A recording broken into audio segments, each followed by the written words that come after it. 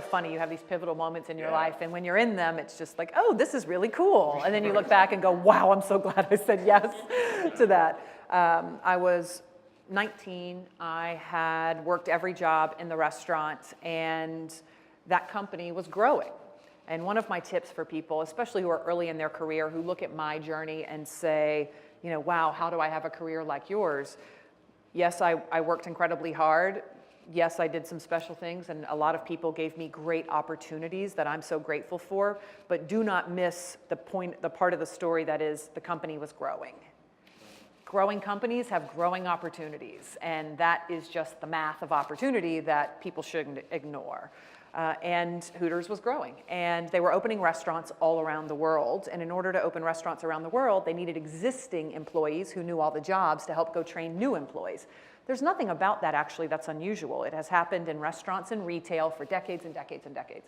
What's unusual about it is that I was so young and that it was Hooters. That's what gets people to go, oh, this is a good clickbait, you know, good interesting story.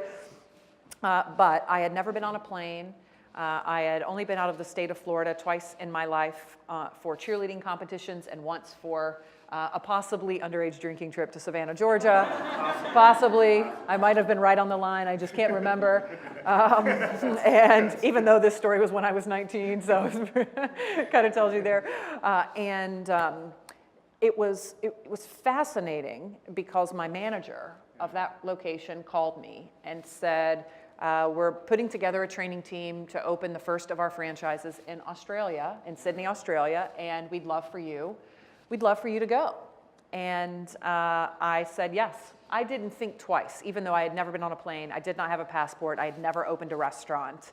And that's unusual. It's unusual for young people, and it's certainly unusual for women, because the typical style is to say, I'm not ready yet.